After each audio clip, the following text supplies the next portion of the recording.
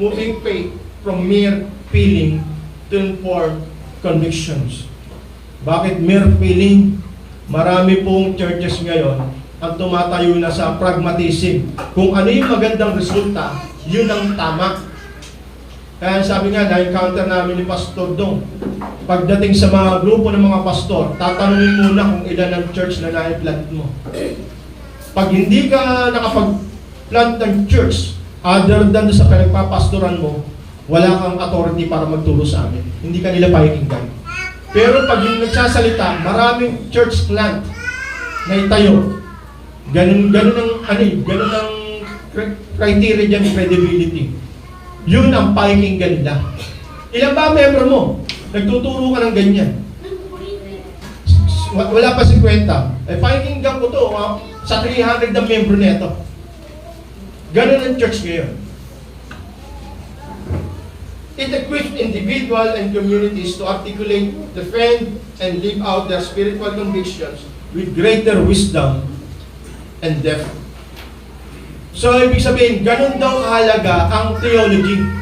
Kaya nung kami napasama sa DASMA, ang karamihan na church na maliliit doon, takot madikitan ng COG. Ang COG po ay mega church. At sabi nga, well-funded sila when it comes to ministry. Pag nadikitan ang maliit na simbahan, parang magnet ang COG, nauubos ang membro. Pero ang sabi ko, pag ang church nyo kahit maliit, kahit dikitan pa yan ang COG, pero kung sinasabi nga well-founded ang kanilang turo, yung doctrine, hawak nila yung salvation by grace. Hindi yan kaya bulutin. Kahit opera pa ng sasakyan niya, service araw-araw, at maging papunta at pabalik. At opera pa siya ng maraming groceries dahil sa pag-attend niya sa kanilang iglesia. Sabi nga, hindi lang si OG, sila takot pagdating pa sa mga Koreano na mayroong hawak na churches. Sabi ko, ang church din namin maliit, pero kahit dumikit sila, hindi nila makukuha ang membro kasi sila ay well-founded na sa doktrina, lalo na sa salvation by grace. So yun yung sineshare namin sa kanila. Kasi ganun po ang nangyayari. Kaya sinasabi nga, bakit mahalaga ang theology sa bawat individual, lalo na sa isang iglesia. That's the reason why theology matters. Pero sa Amerika, binitawan na nila ang turo ng mga unang presidente, mga Baptist pa mga unang turo Kaya makita nyo, even kay yung namatay na si Charlie Kirk. Alam mo ang naging sablay ni Charlie Kirk? Wala siyang sending church. Sa Bible po, lalo sa New Testament, pag ikaw ay evangelist at missionaries, kailangan bilong ka sa isang iglesia, kaya merong magsesend sa'yo. Hindi ka Lone Ranger. Pero dahil ganun nga nangyayari turo sa kanila, pwede ka palang maging evangelist and missionary na wala kang sending church. Wala nga yung isang kinikilala na namatay siya, wala nga yung church na kumikilala sa kanya. Kasi nga ganun yung mga turo, hindi niya nakita yung doktrina ng New Testament kung bakit mahalaga ang isang individual at mananampalataya na dapat kabilang siya sa isang iglesia. Merong siyang nire-represent na iglesia. Kaya ngayon, papasok po tayo sa ating pag-aaral tungkol sa kay Hope, sa aklat ng Hope. Bakit ko gusto pag-aralan ng Hope? Kasi ang Hope po ay napaka-linaw ng mensahe sa umpisa. Pero pagdating na ng after niyan, parang hirap na siyang intindihin. Kaya kailangan mo talagang pag-aralan siya para maintindihan. Bakit? At pagdating na sa huling chapter, bakit ganito magsalita ngayon ang Diyos pagdating kay Hope? Nabasa ko dyan, bakit binanggit yung Behemoth? Bakit binanggit dyan ng Leviathan? Bakit binanggit ng Diyos kay Hope yun? Ang Behemoth po ay parang malaking hippopotamus. At ang Leviathan, parang isang malaking isda na parang dragon sa dagat. Kaya niya binabanggit kay Hope yun. Sabi niya, Kung yung mga giant na yon hindi mo makontrol, how much more sa akin? So ano tinuturo kay Job? Paano mo ako i-control? Parang kilala niyo na ako. Parang sa ginagawa ko, kini-question niyo ako. Di ba lumaabot tayo sa ganyan? Para ba kilala mo na yung Diyos? Para i-questionin mo kung ano yung ginagawa niyang pag-control sa buhay mo. Meron na tayong mga reasons, mga alibis. Yun yung sinasabi niya, even Behemoth and Leviathan, kung di mo kaya kong kontrolin yan, how much more ako? Bakit mo ako questionin sa ginagawa ko? At sabi nga, yung Job na yun, ng aklat na yan, sa chapter 1 pa lang, kinikwento na kung ano yung kalagayan ni Job. Bago umabot dun, sa pakipag-ano niya kay Satanas. Hindi nila alam yung kwento na yun. Ang alam lang nila, yung nangyayari mismo sa kalagayan ni Job. So, ang ating pong pag-aaralan ay Job chapter 4 verse 1 to 21. So, nilampasan ko na yung unang kwento kasi when it comes to theology matters, gusto kong pag-aralan yung tatlong kaibigan niya na bad theology and bad counseling. At ano ba yung sinasabi nga na mayroong good kay Elihu. Pero sa akin, meron pa rin kay Elihu eh. Meron pa rin sablay. Kasi hindi niya naman alam yung nangyayari sa ibabaw eh. Kaya sa pastors and reformed preachers, mas gusto kong panghawakan ang theology from above kaysa sa theology from below. Kasi ang theology from below, more on tradition, more on experience, more on results, pragmatism. Pero pag theology from above, yun ang hindi nila alam ng mga kaibigan ni Job. Yung theology from above. Ano ba yung nangyayari sa taas? Bakit nangyayari ito kay Job? So muli, inibita ko kayo na tumayo para basahin ang ating pag-aaralan sa kalat ng Job. Chapter 4 verses 1 to 21.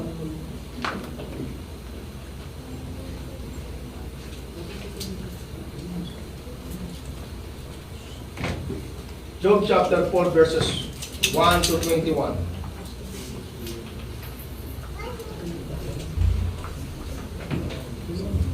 Eliphaz speaks, the innocent prosper. Then Eliphaz the Temanite answered and said, verse 2, if one ventures a word with you, will you be impatient? Yet who can keep from speaking? Behold, you have instructed many, and you have strengthened the weak hands. Your words have upheld who was stumbling, and you have made firm the people's knees. But now it has come to you, and you are impatient. It touches you, and you are dismayed. Is not your fear of God your confidence, and the integrity of your ways your hope? Remember, who that was innocent ever perished? Or where were the upright cut off? As I have seen, those who plow iniquity and sow trouble reap the same.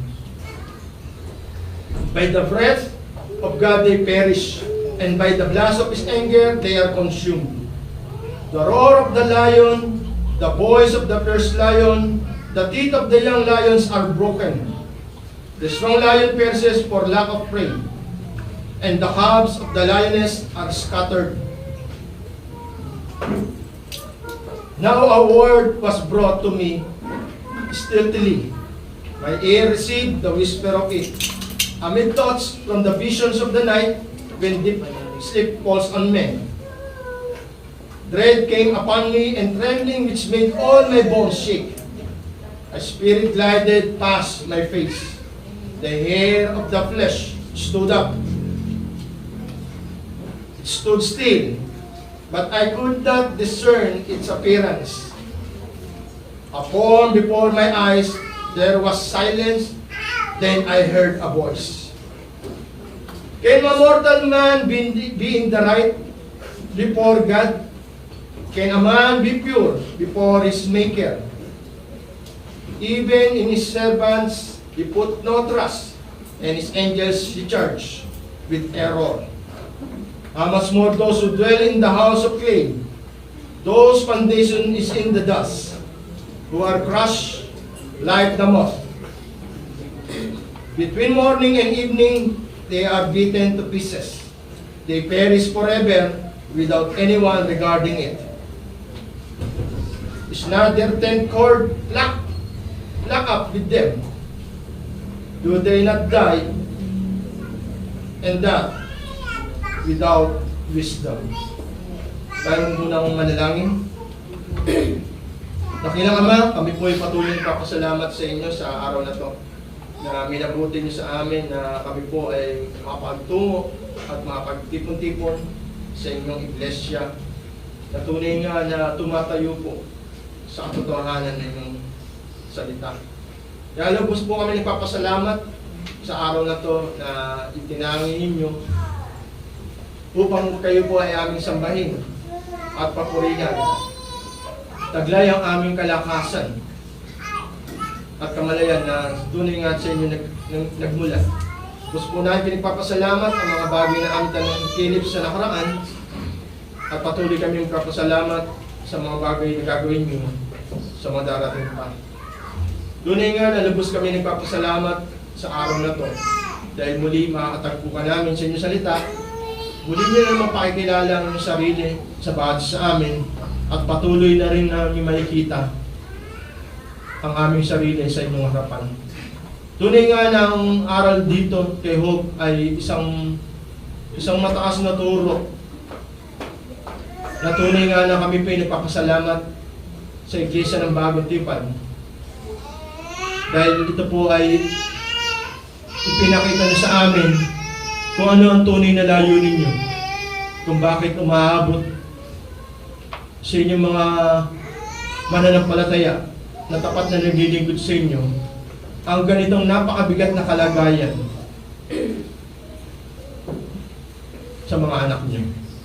Kaya tulungan niyo po kami na sa aming pag-aaral, samahan po kami ng Banal na Espiritu upang patuloy na ito ng aming isip sa inyong salita, at patuloy din na magliwanag ang puso ng bawat sa amin sa pagkakakilala sa inyo. Tunay nga na ang layunin ninyo sa bawat sa amin ay patuloy na makita ang kaningningan, ang inyong kalawalatian sa buhay ng bawat sa amin. Dahil wala kami ibang ninais sa mga nilikha nyo, kundi ang makita ang kanyang kalawalatian, at sa pamagitan nito ng inyong kabutihan, patuloy ka naming sambahin at pasalamatan, at patuloy namin ialay ang buhay para lamang sa inyo. At sa ngayon, patuloy namin dinadalangin na mabutan niyo naman bawat sa amin na mabuti at tapat na naglilingkod lamang sa inyo. Ito bang aming samdalangin sa tayong pangalan ni Jesus. Amen.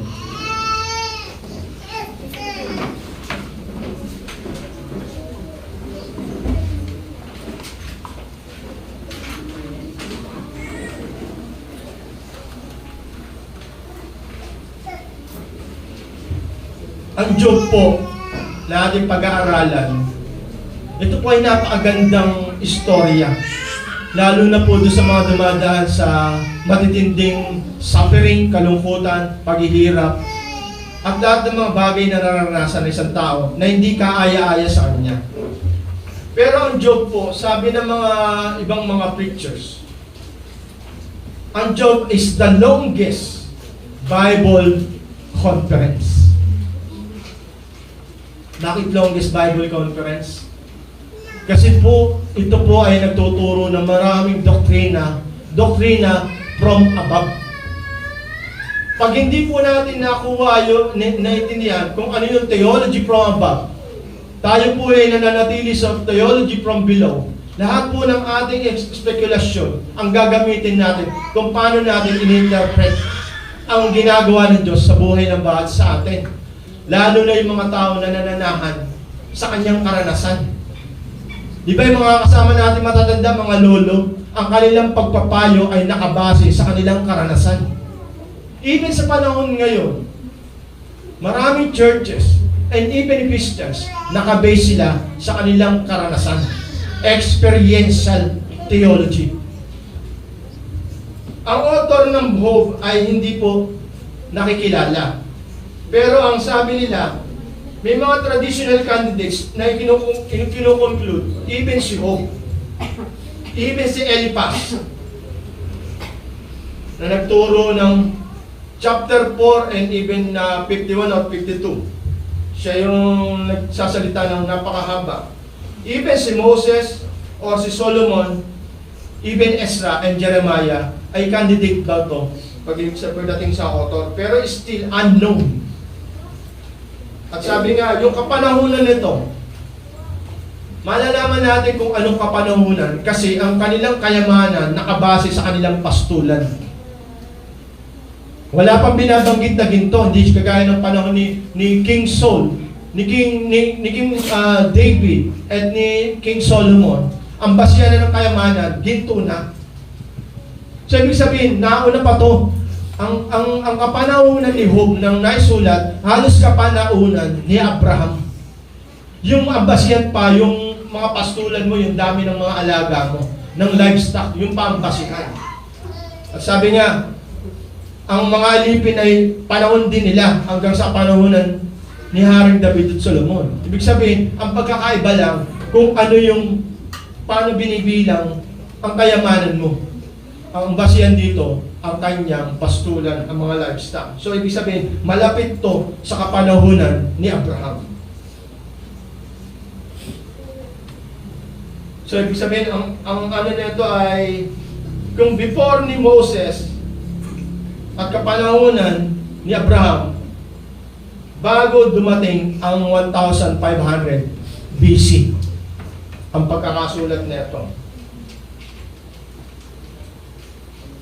At ang ating pag-aaralan ngayon, na theology ngayon, ay si Eliphaz. Sino ba si Eliphaz? Si Eliphaz ay Temanite, a person from Teman, known as descendant of Esau's grandson. So, ibig sabihin, galing siya sa Edomites. Famous for their wisdom and counsel, gaya sinasabi sa Jeremiah, chapter 49, verse 7. So, kaya nauna si Eliphaz. Bakit nauna si Eliphaz? Noong una, ano ba nangyari kay Job? Sa mga katanda, ano ba nangyari kay Job? Bakit napunta sa kanya ang apat niyang kaibigan? At una nagsalita si Eliphaz. Si Job po ay dineklara ng Diyos na righteous. Ipinagmamalaki ng Diyos si Job. At ang sabi, nung kapanahonan ni Job, siya lang po ang nakikita ng Diyos na righteous. Among. Hindi pa Israelites. Among Hebrews. Magiging Hebrews pa lang kasi it's either na nauna siya kay Abraham or after ni Abraham. So sa mga tinitignan niya, siya lang ang righteous. So, tapos, dahil sa pagiging righteous niya, siya po ay napaka-aware when it comes to sin. Binabantayan niya. Sabi niya, yung mga anak niya nagkasiyahan, ano sabi niya? Ipapanalangin ko. Baka sa kanilang pagkakaroon ng kasiyahan, baka may nag-curse sa Diyos sa kanila. Or anything na nagawa nila na kasalanan about sa Diyos. Kaya sabi niya, mag-aalay siya para sa mga nangyari. Pero ang nangyari dyan, after that, ano yung mga unang pumunta sa kanya? Ang unang nangyari sa kanya, ninakaw ang kanyang mga alaga ng mga pirata. Tapos pangalawa, alam mo, ganyan din ang nangyari sa kanya. Nanakaw lahat, halos lumabas na. Sa pangalawang punta sa kanya, mabilis ang dating. Sa pangalawang punta sa kanya, halos naubos lahat ang kanyang ari-arian, mismo ang kanyang bahay. Tapos ang pangatlo dyan, yung sinasabing ano ang nangyari sa kanyang mga anak. Lahat po sila ay namatay. Nasunog at tumumba lahat ng kanilang sinisilungan.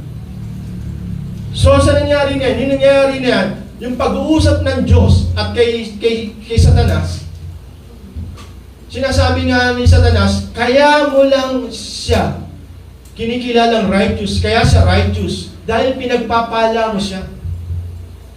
Ganun ang nangyari. Kaya sabi, kung pinagpapala ko, sige, tanggalin mo lahat ang pagpapala. Kaya nangyari yung 3 dilubyo na yon. Pero nung nangyari yung 3 dilubyo na yon, yun yung sinasabing nandun pa rin siya sa pagkilala sa Diyos. Nag-alay pa rin siya para sa mga kasalanan ng kanyang mga anak. Ang pumasok pa, yung pang-apat. Ang pang-apat dyan, yung sinasabi niya, o sige, kaya lang siya righteous at kumikilala sa iyo, siguro dahil nandun pa yung kanyang kalakasan. Subukan natin galawin mismong si Job. Kaya sabi ng Diyos, sige, pinaubaya ako sa iyo, binibigyan kita ng authority, may permiso ka sa akin, huwag mo lang papatayin si Job. Kaya nga sinasabi niya, yung Job na sakit, ang tawag ng mga scientists dyan and even mga doctors, Job syndromes. Kasi ang kanyang kalagayan, nung dumating ang karamdaman, dulot ni Satanas, binigyan niya sa karamdaman na para sa atin, pangkaraniwang boils and wind boils na tawag. Mga pigsa. Pero ayon sa kwento, ang gusto niya mangyari, kung masakit yung pigsa na yun, bakit mas gusto nilang ni Job na kayurin yung pigsa para sa maging hawaan? Sino ba sa inyo nakaranas ng sugat na nagnanaknak? Parang yung meron siyang kirot na umaabot hanggang buto mo. Nakaranas na ba kayo nun? Yung sugat na nagnanaknak na infected na siya. Tapos meron siyang kirot na umaabot hanggang laman hanggang buto mo.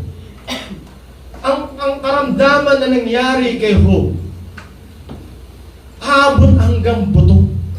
Kaya parang mas ginhawa pa sa kanya ang kayurin nito at pumutok na. Di ba sabi nga mga pigsa, mas gusto natin pumutok yan para tapos na. Gagamitan pa nga yan ng bote. Sentro mo ha. Pak! Ang lalabas dyan. Yung nana. Parang matapos na yung makirot kasi siya. Habang dumadami ang nana at kumakapal, mas lalo siyang kumikrot. Kaya imagine nyo, mas gusto pa ni Job na kayurin ito at lumabas lahat ang laman niya kaysa huwag niyang galawin. Imagine mo kung paano yung torture na ginawa kay Job. Tapos ngayon, dumating yung balita na yun sa kanyang 4 na kaibigan.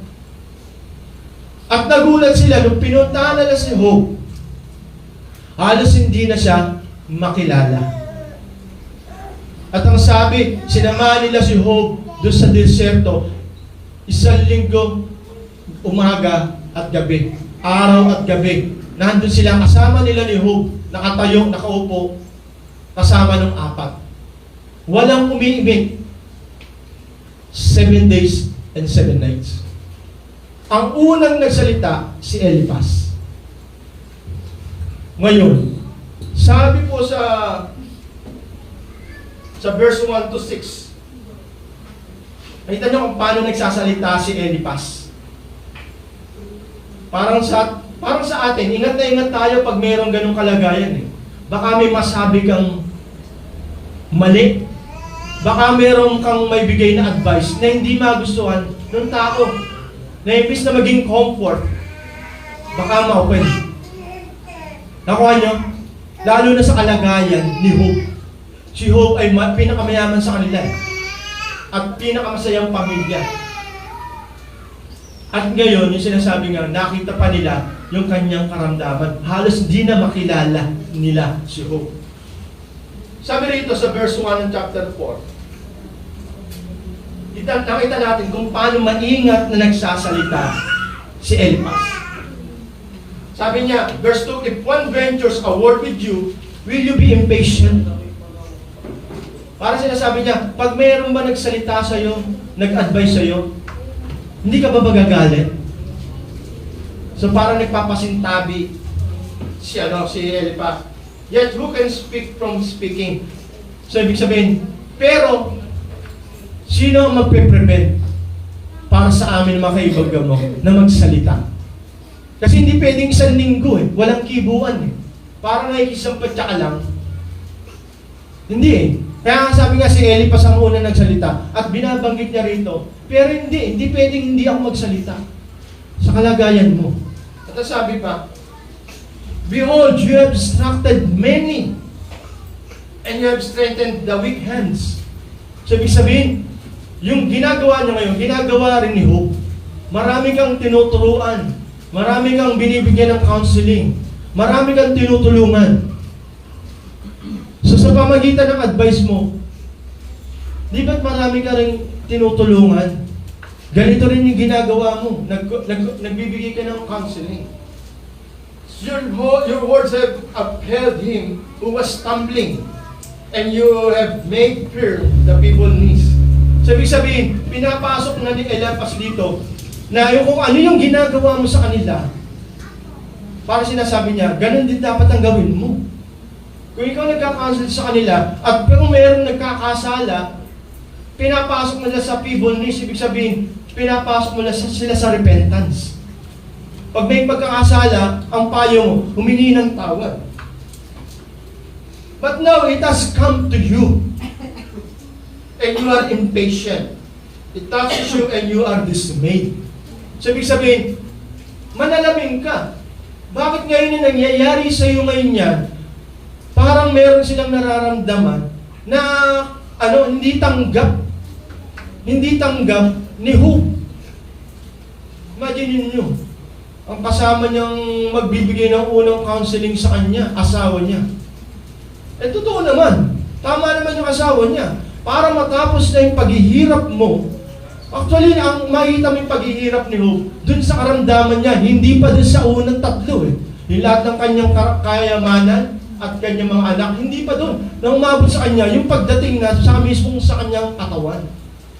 Doon niya na hindi ma-handle. Yung sinasabi nga, dumadating sa punto na nagtatanong na rin siya, bakit nangyayari sa kanya to? It's not your fear of God, your confidence. Sabi niya, hindi ba dapat yung pagtitiwala sa Diyos at pagkatakot sa Diyos, ang siyang dapat mong panghawakan na magtitiwala ka sa Kanya? May takot sa Diyos si Job So parang pinagsasalamin ni Elipas. Sana kung ano yung nangyayari sa iyo, sa ginagawa mo sa iba, dapat yun din ang nakikita namin sa iyo. Tapos sabi, verse 7, remember, who was innocent ever perish. So imagine mo, dito na pumasok yung doktrina ng mga Israelita. Hindi pa Israelites to pero ito na yung kanilang traditional teaching. Bakit may mga pastors and churches sinasabi, kaya ka masaya, kaya ka marangya kasi pinagpapala ka kasi wala kang kasalanan. At pag ganito ang nangyayari sa iyo, naghihirap ka, under persecution ka, ganito kasi ang ginagawa mo. Anong tinuturo ni Elipas? What you sow is what you reap. Ibig sabihin, sa kanyang pagpasok paunti-unti, dapat, kung may kasalanan ka, dapat humihingi ka rin ng tawad sa Diyos. Nagre-repent ka, aminin mo na meron kang kasalanan. Kasi sabi niya, walang inosente at walang kasalanan ang mangyayari sa katulad mo. Ever perish. Yung mangyayari sa iyo, hindi ganyan ang nangyayari sa mga matuwid Parang ginudge niya na si Hope, hindi siya matuwid. Dapat mag-repent siya kasi may takot ka sa Diyos Yung takot mo sa Diyos ay yun yung nagiging dahilan para magtiwala ka sa Kanya. Nakita niyo kung paano nag-a-advise? Humingi ka ng tawad. Meron kang ginagawang kasalanan na lihim. Sa mga tao na kapaligid sa iyo, meron kang kasalanan na lihim. At dapat humingi ka ng tawad.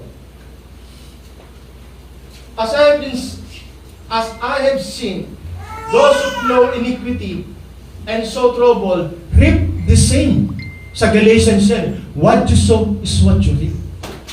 Ibig sabihin, yung naabutan nila kay Job, na ganito nangyari sa kanyang kayamanan, ganito nangyari sa kanyang mga anak, at ganito nangyari sa kanya na nakita nilang karamdaman, what you sow is what you reap eh. Ibig sabihin, kaya nangyayari sa iyo yan, meron kang lihim na kasalanan, at sabi nga, kung itong ginagawa mo sa kinang-counsel mo, umaabot sila sa repentance na pagpapayo mo, dapat umapasok ka rin sa repentance. Nakita mo, sabi nga, si Eliphaz unti-unti eh. Unti-unti siya pumapasok sa pagsasalita kay Job. Pero umabot din sa punto na sinabi niya, may kasalanan kang hindi namin alam. May kasalanan kang lihim na ginagawa. Kaya nangyayari sa iyo yan. Nakuha yung punto ni Eliphaz, totoo naman. What you sow is what you reap. Kaya binanggit niya verse 9 and verse 10 and verse 11, pinasok niya yung mababangis na tigre. Parang sinasabi niya, ang masasama, pinupuksa ng Diyos. Gaya na sinasabi nga sa verse 9, verse 10 and verse 11, na nagbibigay sa legislation about sa mga tigre at leon. And the cubs of the lioness are scattered. So, ibig sabihin, ang natitira lang, yung mga batang tigre, pero kanilang mga magulang, pinupuksa. Dahil sa kanilang pagiging mabangis. Salbahe. So, ibig sabihin, sa ating pag-aaral ngayon, titingnan natin kung paano pumapasok yung doktrina ni Eliphaz doon sa kanyang kaibigan na si Job. At ganyan din po yung sinasabi ko nga, na pag meron kang bad theology, ang resulta niyan, bad counseling, bad advice. Yung sinasabi nga na theology matters, bakit? Kasi ganito na ang nangyayari sa kapanahonan natin ngayon. Ang pinagbabasihan nila, experience, karanasan, para magbigay ng counseling. Ang kasama ko na mga hindi mga reform, itinuturo namin yung high view of God, yung theology from above. Kasi pag hindi, pag nakatingin ka lang, horizontally, imagine nyo, ang bird's eye view, theology from above, kita mo lahat. May interpret mo kung ano yung nangyayari sa buhay ng tao at sa buhay mo. Pero ang theology mo ay worm's eye view. Tumitingin lang yung mga bulate ng ganyan. Ito lang nakikita nila, yung paligid lang nila. Yan yung theology from below. Marami kang hindi makikita compare sa theology from above. Ganito ang theology ni Eliphaz. Experience. What you sow is what you reap. Kaya makita mo, hindi niya nakikita yung napakapalad niya natin, New Testament saints tayo eh. Kasi sa kanila hindi na ituro yung theology from above. Sa atin alam natin eh, kung paano pinagmalaki ng Diyos kay Satanas, si Job, dineclare niya as righteous. Pero kay Eliphaz, hindi siya righteous. Kasi ganyan ang nangyayari sa iyo eh. Nakuha nyo kung paano nagsasalita si Eliphaz? Sabi nga, bakit kailangan tayong mag-aral ng theology? Kasi yung sinasabi nga, orthodoxy is equal to orthopraxy. Pag mali ang doktrina mo, mali rin ang pamumuhay mo. At maraming churches and pastors hindi na mahawak sa biblical or sound theology. Kaya ano pa magiging pamumuhay nila at pagtuturo nila? Ibig sabihin, walang tama sa kanilang pagtuturo at pamumuhay kasi hindi tama ang kanilang pinangahawakang turo at doktrina. Ganito magturo ngayon sa kanya, si Eliphaz. Magsisi ka. Kasi yan yung ginasabi mo sa mga pinag-counselan mo, mga pinag-ministeryohan mo. Ganyan din pinagagawa mo sa kanila eh. Hanggang sa lumuhod na sila at humingi ng tawad sa Diyos dahil sa kanilang kasalanang ginagawa. So, yung makita natin, ang unang turo na makikita natin kay Eliphaz, yung sinasabing retribution principle. So meron po tayong dalawang doktrina na makikita sa ginagawa ni Eliphaz kay Job. Dalawang doktrina. Dalawang prinsipyo. Yung sinasabi niya, retribution policy. At ang pangalawa, human imperfection principle. Retribution principle at ang pangalawang punto, human imperfection principle. Ganun po kung paano naglatag ng kanyang theology, counseling kay Job.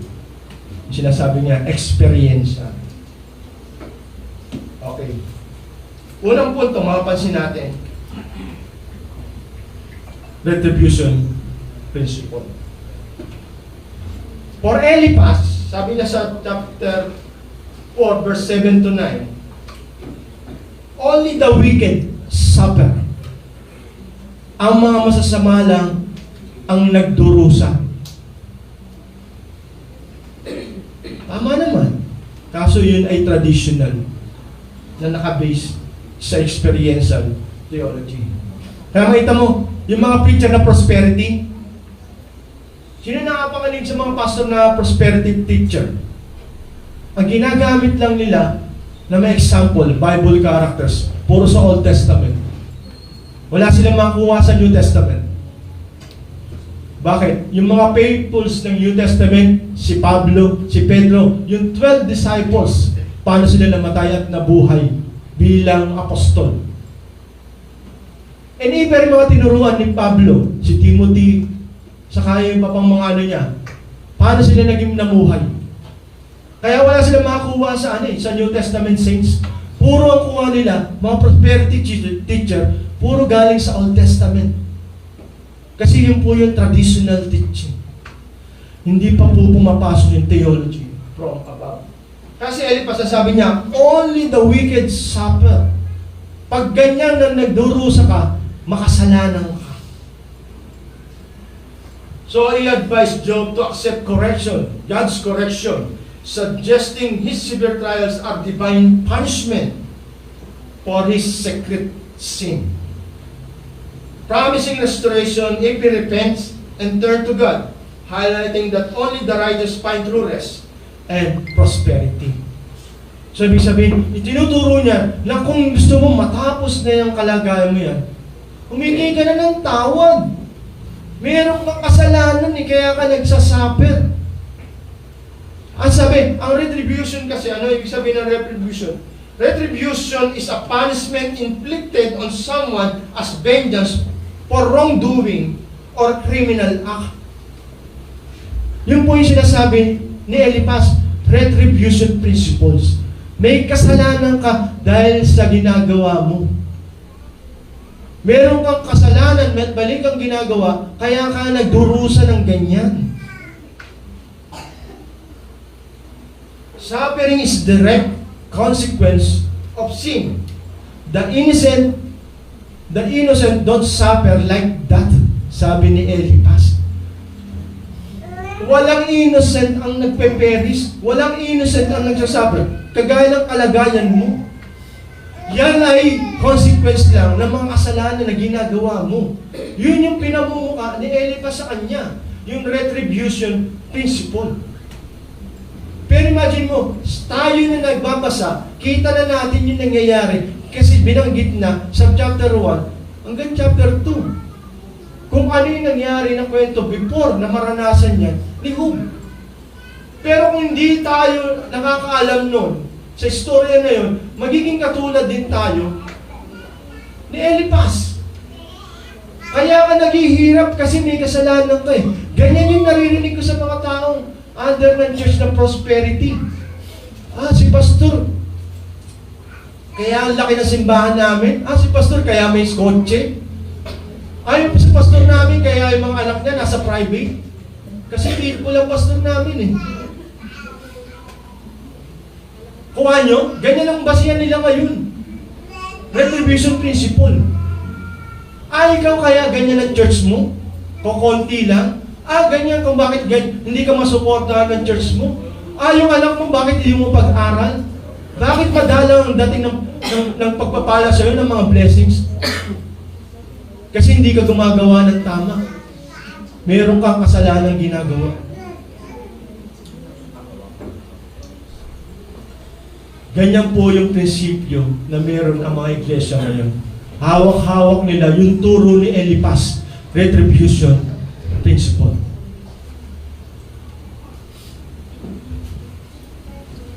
Sabi sa verse 8, what you sow is what you reap. Pero kinakalaban po natin yung turo na yan. Bakit? Sino ang nakaranas ng pinakamalupit na parusa ng Diyos? Pero siya ay inosente.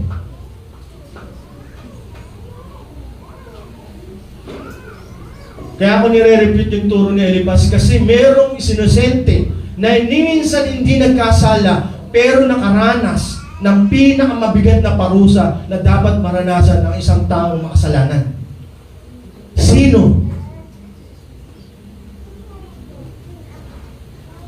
Sabi nga, yung paglaban ko sa turo ni Eliphaz, binabangga siya ng turo ng New Testament na justification.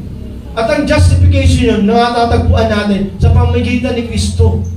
Siya na walang kasalanan ay inari ng kasalanan para hanguin ng kasalanan para hindi na sila makundi. Siya ay nagsibing propitiation, pambayad, pampapawi. Ano pa yung sabi yun? Pampalubang.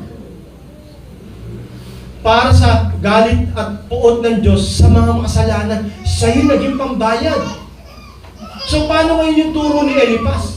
Si Jesus Christ, ang sabi ni Pablo,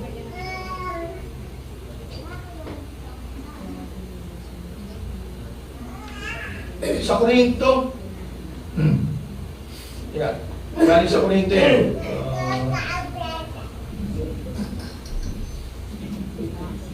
Ang sabi sa Korinto, siya na walang kasalanan ay inaring makasalanan para sa kaligtasan natin, mga makasalanan.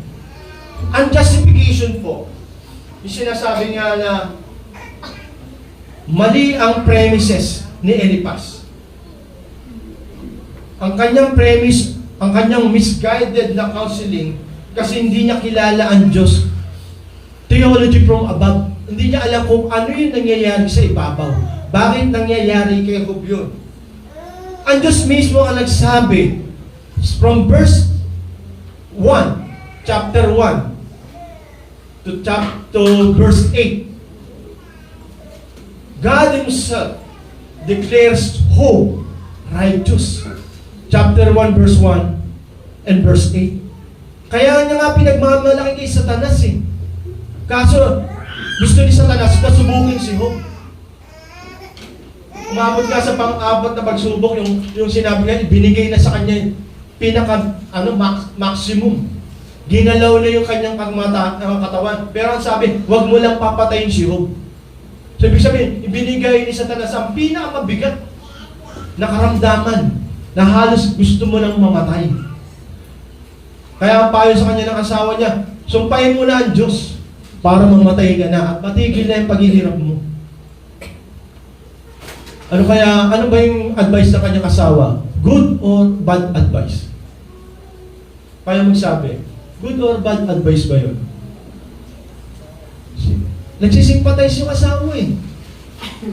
Para bang sa akin, naranasan ko, even sa nanay ko, sa ospital, hindi na ako sumisilip.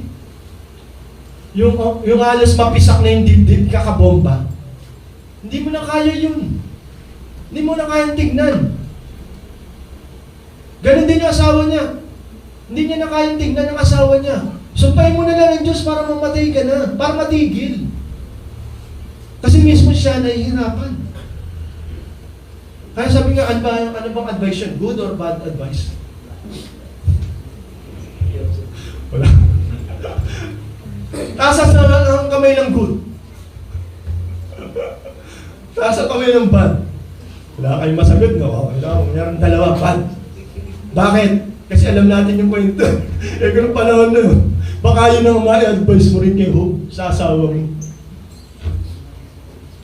Showing suffering isn't always a direct result of personal sin. Hindi ibig sabihin, yung lahat ng nagsasuffer. Ayon dito sa kwento ni Hope, hindi sa resulta na sinasabi nga na personal sin. Kaya mali ang premise ni Eliphaz. Mali ang kanyang yung pag-counsel, misguided ang kanyang counseling. Kasi nakabase siya sa experience. Nakabase siya doon sa mga nakikita niya na nangyayari in the past. Sabi nga, pagdating kay Kristo, si Jesus po, ang ating Panginoon, he never sinned. Magmula pa ng kanyang pagkabata hanggang sa makuha na siya, hanggang doon sa cross, he never sinned. Yet, he suffered more than any person na sinner. Nakakuha niyo? So ngayon, paano pagbabasihan ngayon? Yung sinasabi ni Eliphaz, kaya ka nagdurusa, nakakaranas ng ganyan, kasi makasalanan ka. Christ was being tormented and condemned for our sins and not His. Yan po yung sinasabi sa 2 Corinthians chapter 5 verse 21. For our sake He made Him to be sin, who knew no sin, so that in Him we might become the righteousness of God. So yung sinasabi nga justification, kaya nangyari kay Jesus Christ para bayaran ang ating kasalanan. At sa pamagitan kanyang pagiging matuwid, yung katuwiran na nagain niya, ilalagak niya doon sa mga magtitiwala kay Kristo. Para sa katuwiran ng kanyang mga anak, yung mananampalataya kay Kristo. And that's justification. Yung mananampalataya kay Kristo, ipapawanan ng salana sa kanyang kasalanan. Hindi na siya makokondemn. Pagdating sa kanyang kamatayan, pagharap sa Diyos, there is now no condemnation for those who are in Christ Jesus because of justification through Jesus Christ. Siya yung nagbayad. Siya yung sinasabing kordero ng Diyos na katanggap-tanggap bilang alay para sa mga taong makasalanan na kung saan doon napupuot ang Diyos. Dahil ang Diyos natin, ang Diyos ng kabanalan. Kahit isang kasalanan lang, dadaling ka niya sa impyerno bilang kaparusahan. So yung po yung sinasabi nga, bakit nire-refute natin ngayon? Yung retribution principle ni Eliphaz. Kasi bumabangga po siya sa justification. So sabi nga bilang hamon sa atin, sa kapanahonan din natin ngayon, tinuturo rin ng Job chapter 5 verse 17 to 19. Blessed is the man whom God corrects. Tama naman po, pinagpapala ng Diyos ang mga tao kanyang itinutulad. That's the general principle. Pero pagdating kay Hope po, isolated case na naman natin sa tinitingnan. Even sa Proverbs chapter 3 verse 11 to 12, and even Hebrew chapter 12 verses 4 to 11 when it comes to discipline. Sabi sa Hebrew chapter 4, tunay na anak ka niya pag ikaw ay dinidisiplina. Dahil kung di ka niya anak, hindi ka niya didisiplinahin. Sino yung kapatid ni Hope, ni Jacob? Pareho silang binles ni Isaac, di ba? Pareho silang binles. Kasi dinaya nga ni Jacob si Esau eh. Favorite si Esau ng tatay ni Isaac eh. Pero dahil dinaya niya, yung blessing napunta sa kanya. Imbis na kay Esau. Pero nalaman ni Isaac, binles niya rin si Esau. Pareho silang binles. Ang pagkakaiba nila, pareho silang binles. Pero ang disiplina ng Diyos na kay Jacob, wala kay Esau. Kasi kabilang si Jacob sa itinuring lipi ni Abraham. Children of God. Si Esau hindi. Kaya sabi nga, maraming pinagpapala ngayon, pero it doesn't mean na siya ay anak ng Diyos. Manood kayo ng YouTube, manood kayo ng Facebook, ng Reel, makita mo kung paano sila pinagpapala. Yung mga artista, mga politicians, pinagpapala sila, kaso hindi siya basihan na ikaw ay anak ng Diyos, na ikaw ay pinagpapala niya. Kasi si Iso, pinagpapala rin, pero hindi sa dinidisiplina. Yun yung sinasabi ng author ng Hebrew. Mapalad yung kanyang kinokorek. Mapalad yung kanyang dinidisiplina. Kasi sabi sa Hebrew chapter 4, verse 11, verses 4 to 11, kasi ikaw ay tinuturing niyang anak. Pag hindi ka niya dinidisiplina, hindi ka niya tunay na anak. Ganun din naman tayo. Pwede mo bang pagalitan, paluin, ang hindi mo anak? Sino rito ang meron doon? Malalaman natin yan kay Sister Elma. Pwede ba yun? Kahit salbahe na, binawal nga sa teacher ngayon yan eh. Dati, ang teacher dati, pwede pang batoy ng eraser yung makulit na estudyante. Di ba? Ano nangyari ngayon? Yung isa, pinakain ng ipis yung estudyante. Tanggal. Batas natin ngayon, bawal na yun. Pero dati nakakarating pa yung choke saka yung eraser sa mga estudyante. Pinatatayo pa na nakatalikod nandun sa misara. Ngayon, bawal na yun. Bakit? Yung human rights eh. Totoo naman. Pag yung bang napakasalbahing bata, papaluin mo, papagalitan mo, paparusahan mo, hindi mo anak. Ang magagawa mo lang, isumbong nyo sa magulang niya, pero hindi mo pwedeng parusahan yun. Kasi hindi mo nga sa anak. Yun yung tinutukoy ng author ng Hebrew. Kaya ka pinaparusahan, dinidisiplina, kasi anak ka. Kung hindi ka nakakaranas ng parusa sa kasalanan mo, yung disiplina, hindi ka niya anak. That's the principle. Kaya mali nga yung retribution principle ni Elias eh. So yung bilang hamon sa atin, sa istorya ni Job na nangyari ngayon, one thing we know, that having a bad theology will often produce a bad counsel. A bad counsel and teaching to. So ano ibig sabihin? Ang hamon sa atin ngayon, mas kilalanin natin ang Diyos. Para pag nagministeryo tayo, nag-counsel tayo, alam niyo, mga turo ng mga membro na nakasama ko na galing sa mega church, may problema ka? Pag-usapan natin yan sa mabuting usapan. Ano ibig sabihin ng mabuting usapan? Ganun ang counseling nila. Wala silang magamit ng scripture kasi yung mga mega church, hindi naman talaga nagtuturo ng scripture. Hindi nagtuturo ng doktrina. Kasi bakit? Nakaka-open ang doktrina, kaya nga maraming pastor ang allergic sa doctrine, allergic sa theology. At ganun din nangyayari sa Amerika. Ayun yung sinasabi ni Pablo kay Timothy. Ang gusto nilang mapakinggan, yung nakakaliti lang, yung pabor sa kanila. Eh, sabi ng mga preacher na report, pag ang Diyos mo, yung gusto mo lang Diyos na kilalanin at sundin, at yung kanyang salita, pinipili mo lang yung gusto mo sundin, eh hindi yan Diyos. Diyos-Diyosan yan. Selective ang pagsunod mo eh. Selective ang pagkilala mo sa Diyos. Diyos-Diyosan niya kasi nagdidibuho ka ng Diyos na ayon sa gusto mong forma. Hindi yung Diyos mismo na sovereign God. Eh ang sovereign God, mas more na makasalanan ka, mas more na ilalantad niya ang kasalanan mo. Mas makikita niya yung mali mo. Ma-open ka o hindi, sasabihin niya yung totoo. Kaya nga yung turo sa John 3:19, yung mga tao, ito ang katotohanan, ayaw nila pumasok sa liwanag kasi makikita sa liwanag ang kanilang kasalanan, kaya gusto nila sa dilim. Kaya yung hamon sa atin, ano ba ang gusto niyo mapakinggan? Yung Diyos na nagpupuri sa'yo? Kahit na mali ang ginagawa mo? Di ba binanggit ko na nakaraan yan?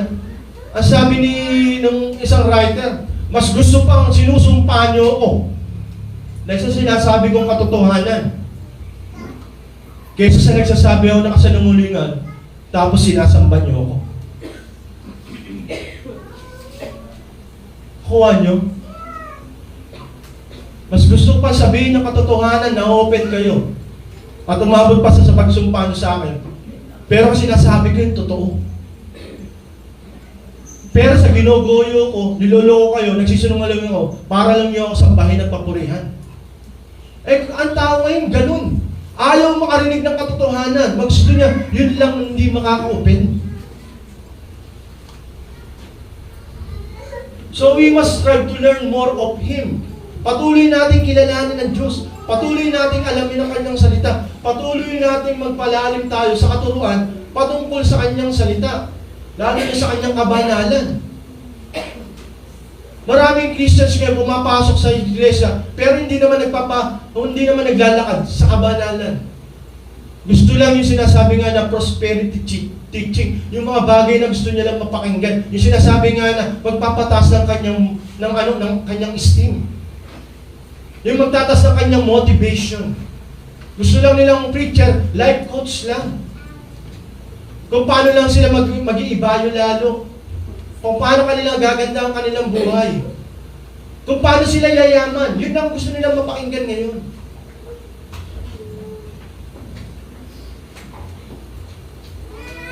So yun yung hamon sa atin. Patuloy natin pangawakan ng doktrina meron tayo. At patuloy tayo magpalalim sa pagkakilala sa Diyos. Kasi pag hindi mo naintindihan ang nangyayari sa iyo, baka dumating yung sinasabi nga ni Eliphaz na sinasabi niya kay Job, di ba impatient ka? Di ba nagka-counseling ka sa kanila, pumaabot pa sa kasalanan na pag nagre-repent sila? So ibinalik yun ang ni Eliphaz. Dapat mag-repent ka rin. May kasalanan kang ginagawa na hindi nalihim. Ganun yung sinasabi ng bad theology, kaya mayroong bad counseling. Ang basis nila, experiential. What you sow is what you reap. Kaya ka binanggit nung umpisa eh. Bakit binanggit sa chapter 40? And even yung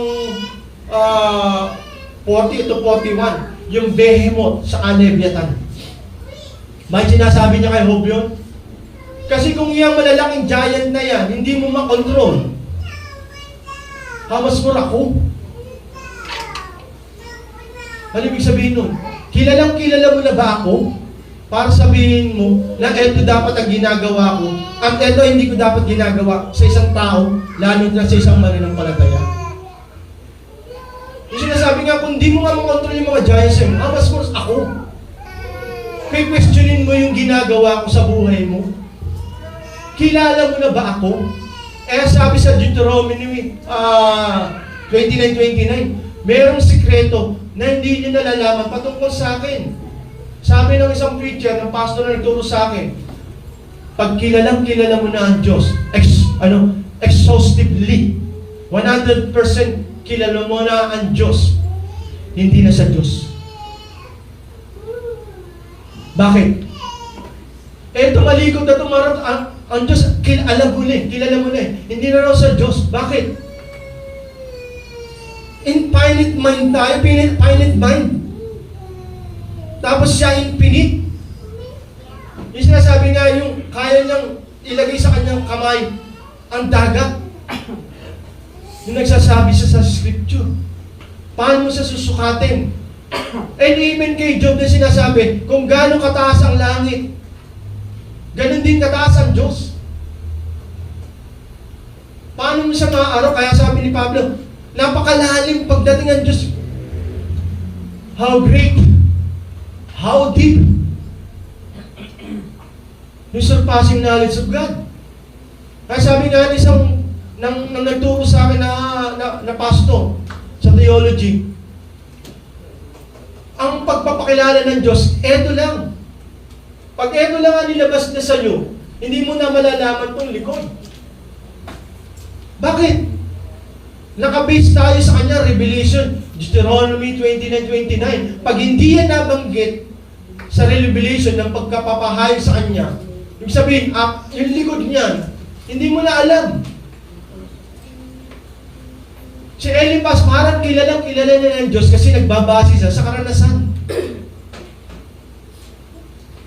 Ngayon, i-interpret mo kung paano, kung mali o tama ginagawa sa iyo ng Diyos. Ganon din yung sinabi niya kay Job. Kung etong mga ito, malalaki na to, hindi mo makontrol, how much more ako? Kaya umabot tayo sa pagtatanong eh. Pag nangyayari ito, wala naman akong ginawang kasalanan eh. Si Jesus nga walang ginawang kasalanan eh. Ano sabi sa Isaiah? He crushed. Dinurog niya ang kanyang anak. Hindi dahil sa kanyang kasalanan. Kasi ang general principle ng Ama, pag nagkasala ang kanyang anak, sabi sa Samuel, paparusahan ko rin, makakaranas din siya ng latay. Kasi yun yung sinabi niya sa Samuel eh. Pag may nagkasala, makakaranas siya ng palo. At sabi ng Samuel, email sa aking anak. At ang sasabi doon, yung Diyos, email ng aking anak, umabot sa ganyang kasalanan, makakaranas din siya ng palo. At nangyari sa kanyang anak, ganun din. Nakaranas din siya ng palo, pero dahil hindi naman niya kasalanan, inako niya. Kaya nga yung Ama, hindi makatingin sa kanya sa cross. Inako niya yung kasalanan natin. Kaya hindi makatingin yung banal na Ama sa kanya. Nakaranas siya ng palo, dahil hindi dahil sa kasalanan niya, kundi dahil sa ating kasalanan.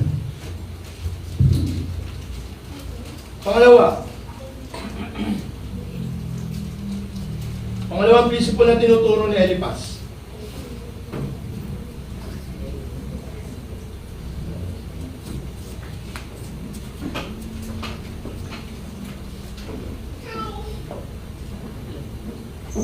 Human imperfection principle.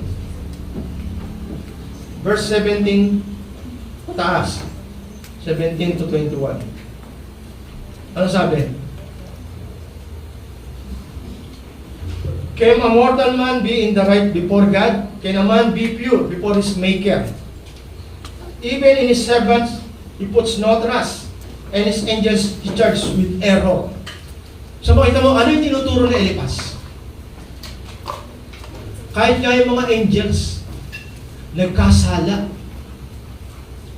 Tayo pa kaya na napakahina. Can a mortal man be in the right before God? In example niya pa sa verse 18, even angels nagkakamali. How much more those who dwell in the house of clay? How much more those who dwell in the house of clay? Ang tinutukoy yun, tayo. Angelic beings. Non-corporeal. Hindi kagaya ng katawan natin. Eh kung katulad nga natin, mas mahina tayo ron kung yun nga angels nagkasala. Ibig sabihin, spirit sila. Eh tayo mortal. Yung sinasabing house of clay katulad natin. Gawa sa alabok. Gawa sa lupa.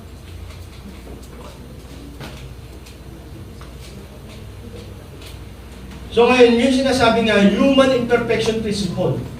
Hindi sa mga pagsasabi na ikaw ay walang kasalanan kasi mahina ka. Angels nga eh, nagkakasala.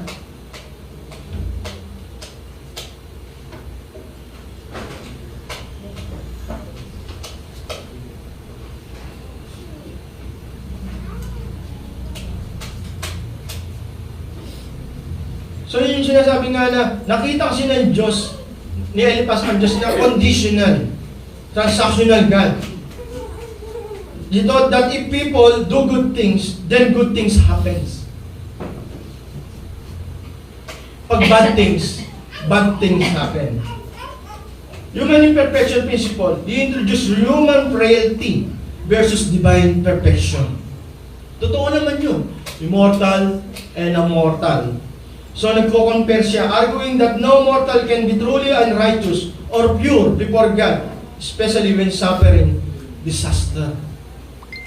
Even angel flaws and a fragile man were even more prone to sin. Kung ang mga angels daw nagkakamali, flow to sin. Prone to sin. How much more ang tao? Even much more prone to sin. He uses this to illustrate human frailty, made from dust, and brevity of life that needs Job's repentance. Pangalawang prinsipyo niya, ang tao mahina. Ang sabi nga ng mundo, ano sabi? Pagdating sa pagpapatawad, kung siya nagpapatawad, how much more ako, tao lang ako, mahina. Yun yung prinsipyo ng mundo. Nagkakasala ako kasi mahina ako. Kaya ang kasalanan, pinalitan na ng salitang mahina. Ginawang sinugarcoat na nila. Mahina ako. Ganon din ang ginagamit ni Eliphaz. Human imperfection principle.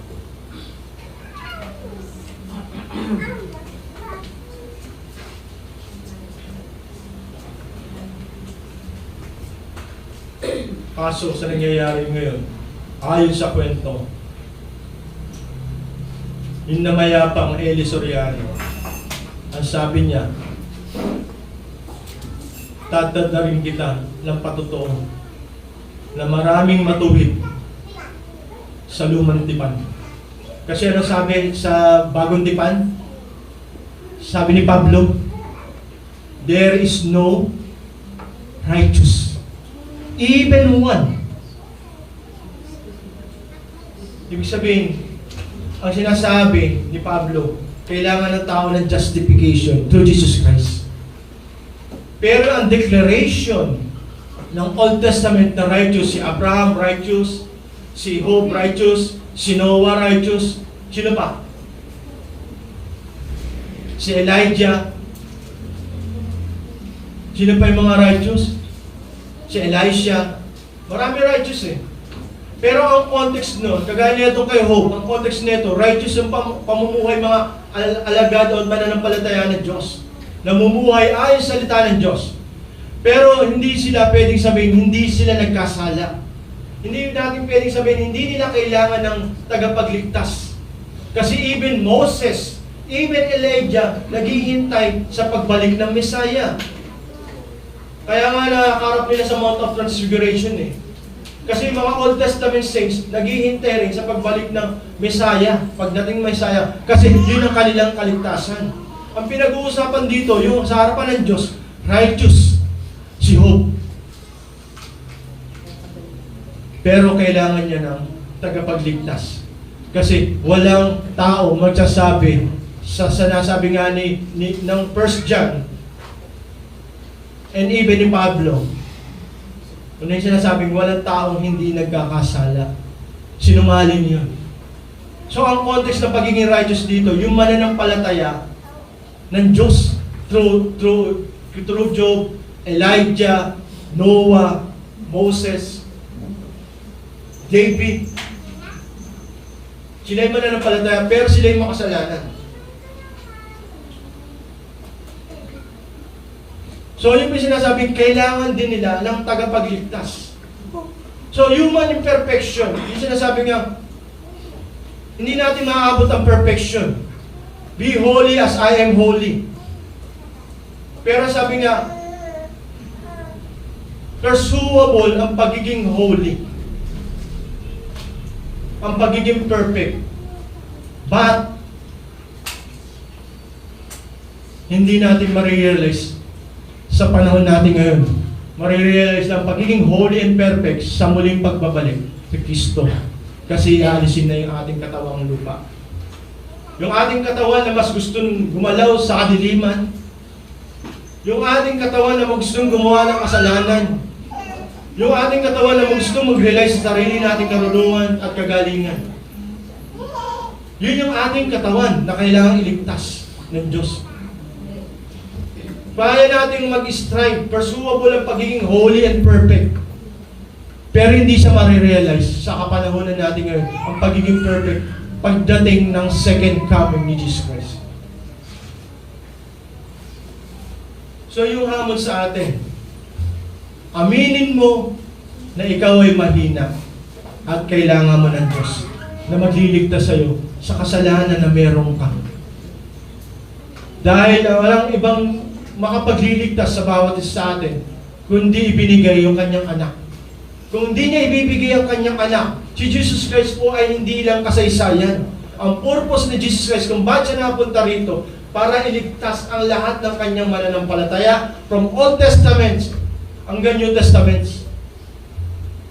Kasi kailangan po natin ang tagapagligtas. Dahil bawat isa sa atin ay nakakagawa ng kasalanan.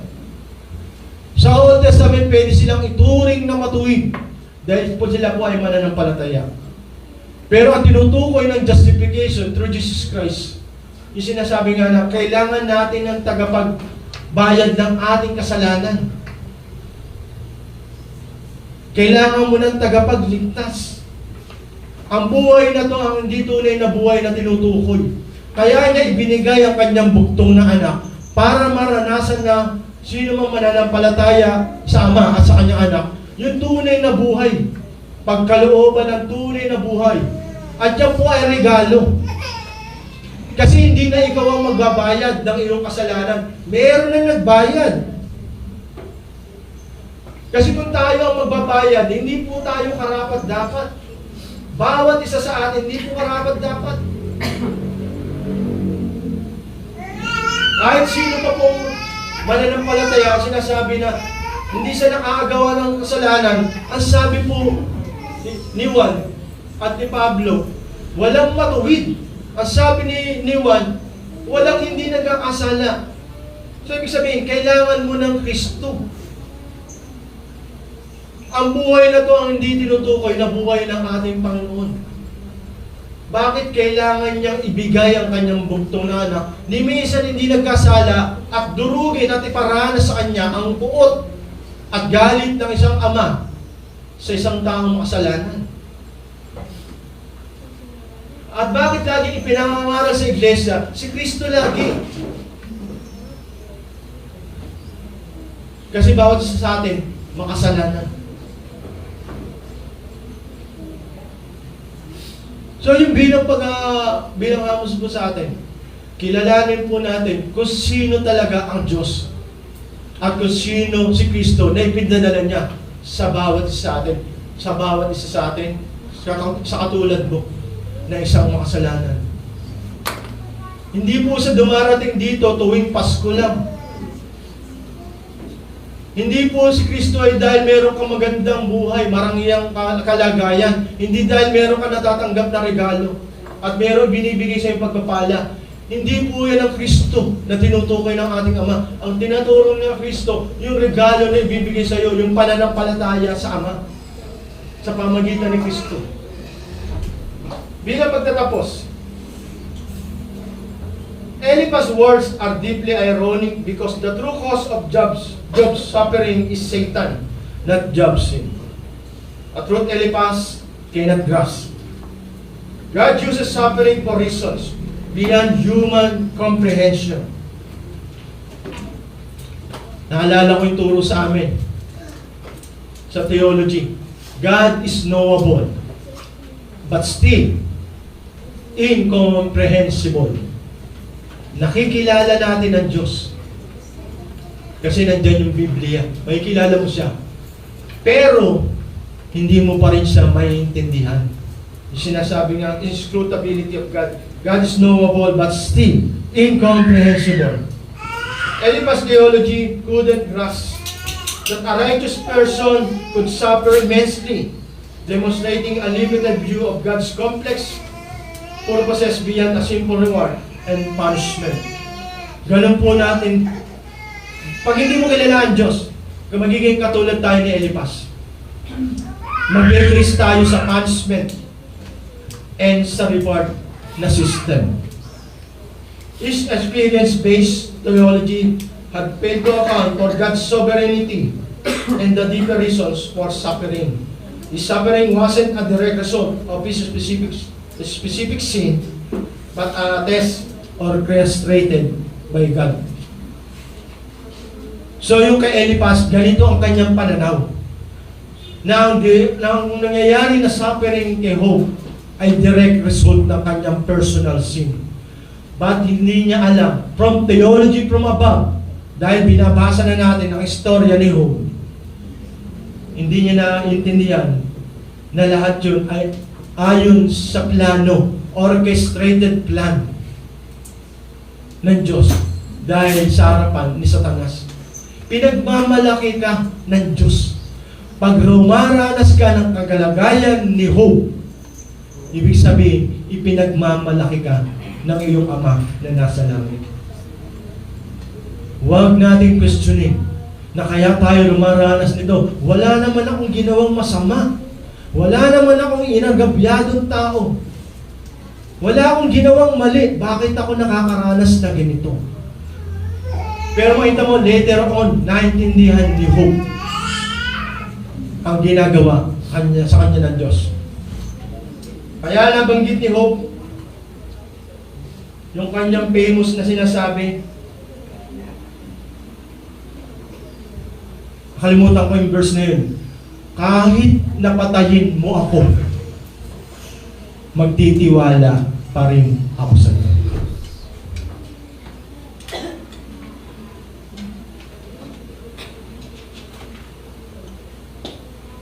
Hindi ko na makita eh. Even though you slay me, I will still trust in you. Sabi ni Job. Tandaan nyo, even though you slay me, I will still trust in you.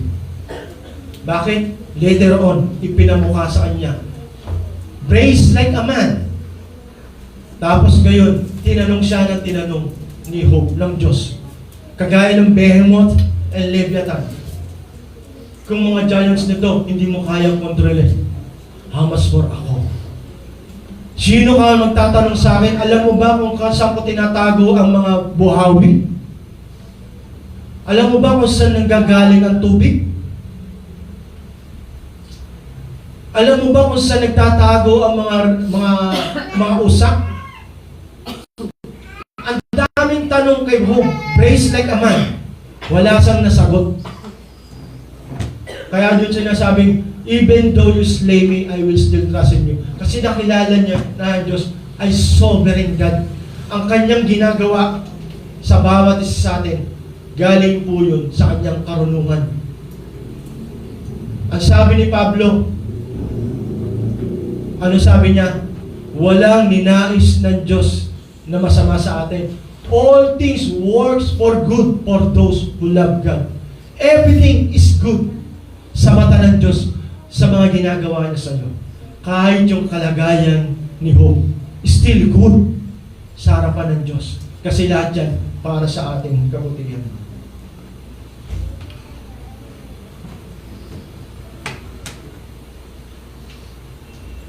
So ang ating pong awitin, God moves in a mysterious way. Parang merong sisilindi yun ba yun? Ha? Selena? Pero ito po ay hymnal. The original po tayo. God moves in a mysterious way by William Cowper. Ang sabi ng response natin, ang ibig sabihin daw na nilikha ni William Cowper, is a powerful expression of faith in God's unseen goodness during suffering. Using natural imagery like storms, deep mines, and bitter buds to show how God works hidden blessings into seemingly dark circumstances, urging fearful believers to take courage and trust His perfect unfolding plan, even when reasons aren't clear. So nakita nyo, even yung, ano ba yung kanta na, yung pamilya na naubos? It is well. Kasi pag naintindihan mo ang Diyos, lahat okay lang. Kasi naintindihan mo siya, kahit yung worst tragedy na nangyari sa iyo, dahil ikaw ay nagtitiwala sa kanyang karunungan. It is well. It is well. Kay Job, even though you slay me, I will still trust in you. Dahil kilala mo ang Diyos na alam niya ang kanyang ginagawa. Kay Job, kahit na maubos ang kanyang pamilya, naintindihan niya. Nung naintindihan niya na ang ginawa ng Diyos, ibinalik lahat nung nawala sa kanya. Doble pa na nawala sa kanya sa nakaraan. So, tayo pong manalangin.